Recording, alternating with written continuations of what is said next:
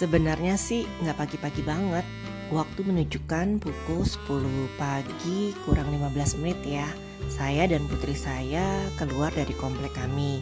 Kalau putri saya ingin membayar internet yang tidak jauh dari tempat kami juga sih. Di balik pepohonan itu di seberang ada masjid, di depannya masjid tempatnya. Nah, kalau saya mau pergi untuk belanja sayur dan sedikit daging plus ayam. Selama saya tinggal di Maroko, paling pagi itu kalau ke pasar ya, ukuran saya itu jam 8 pagi. Saya nggak pernah lebih pagi dari jam 8. Kalau teman-teman perhatikan itu ada tumpukan kayu menjelang musim dingin nih.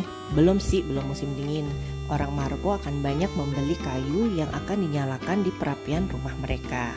Nah, kalau sekarang saya sudah ada di depan tukang daging langganan saya. Begini suasananya tempat belanja yang tidak jauh dari tempat tinggal saya. Cerita tentang toko dagingnya yang di Maroko. Kalau teman-teman tadi lihat kan tadi itu ada sosis. Nah, sosis ini biasanya adalah buatan dari toko daging itu sendiri. Jadi kalau sosis di Maroko ada yang made in pabrik, ada juga yang handmade atau homemade ya bilangnya. Setelah belanja, saya langsung balik ke apartemen, tetapi hanya untuk menaruh barang-barang belanjaan. Karena setelah belanja ini nih, jam 11 siang saya harus ada di tempat dokter gigi saya.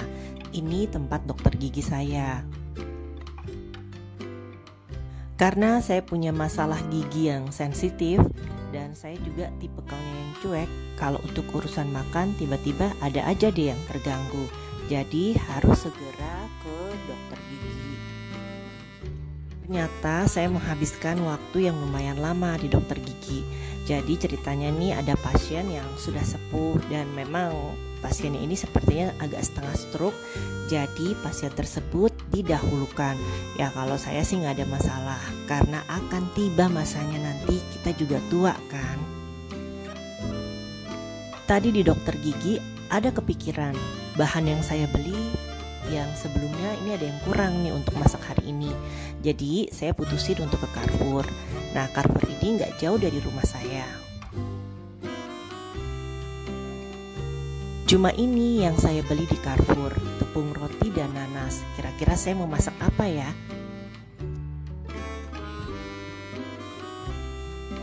Kalau lihat dari penampakannya, teman-teman tahu nggak? Ini ada kulit, ya. Ada wortel, ada buncis, seledri, ayam rebus, kaldu ayam, bawang merah, aneka bumbu, telur, keju, ada susu, ada tepung terigu. Kira-kira saya mau masak apa ya? Iya, saya mau bikin risol.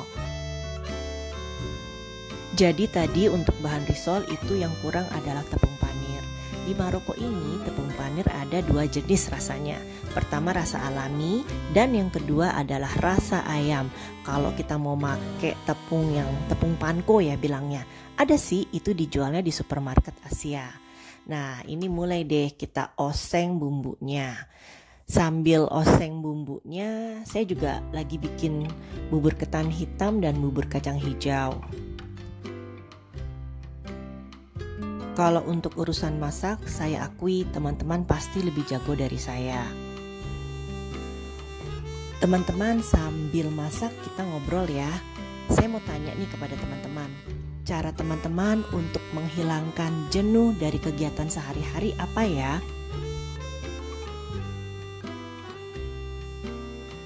Seperti yang saya rasakan juga, karena sebelumnya saya adalah ibu yang bekerja, sekarang jadi ibu rumah tangga.